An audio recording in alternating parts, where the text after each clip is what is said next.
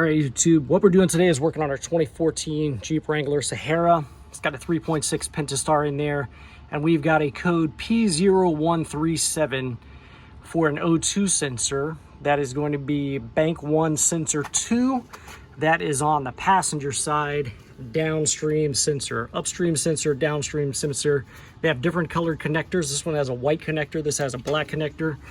Our part number for the code that we got has a white connector, so that means it's going to be the sensor right back here, which is nice and convenient to get to as it's kind of sitting right against the engine block slash transmission over there.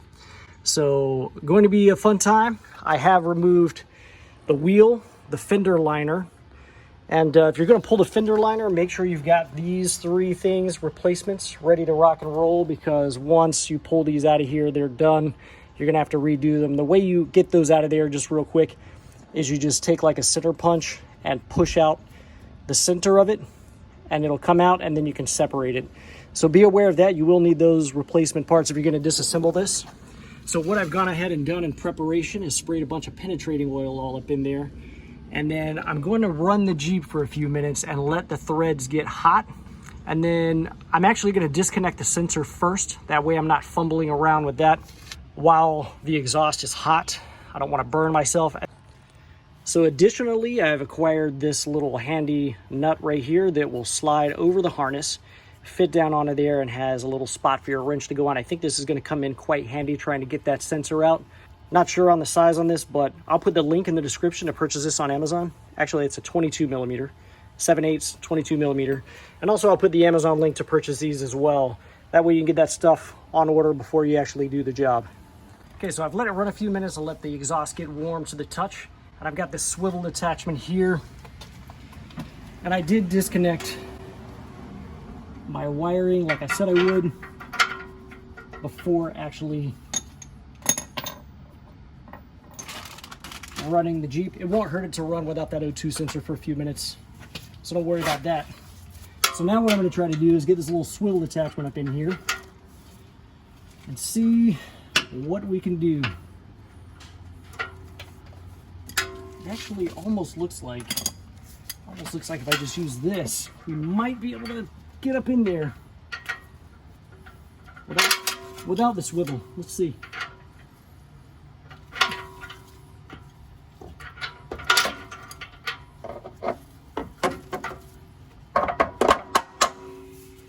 All right, so I've got it on there. We've got a nice long breaker bar right here. Let's see if we can get this thing loose. That was it, guys. It just came loose. So, yeah.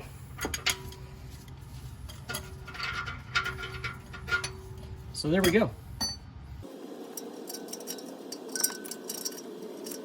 It is a little warm to the touch naturally. I should probably switch over to my mechanics glove instead of the latex gloves. But I think I'll be able to manage. I didn't let it get terribly hot. I only ran it for about 3 or 4 minutes. But as you see, the sensor just came out. We've got the new sensor here. And as I take this off, it already has anti-seize on it. If yours does not have anti-seize, make sure you use a bit of anti-seize on there. Otherwise, it could get stuck in the exhaust next time, and that would not be fun. So very carefully locate the opening for the O2 sensor and begin to thread that back in by hand.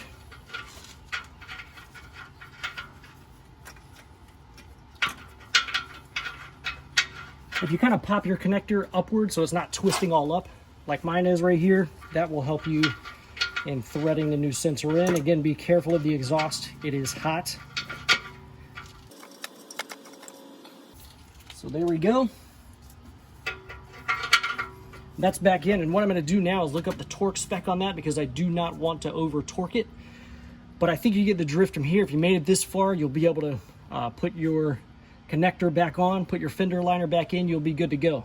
So I thank you very much for watching YouTube. I hope this helps you out in accessing your O2 sensor. Make sure you check out the rest of my channel, guys. Thank you very much.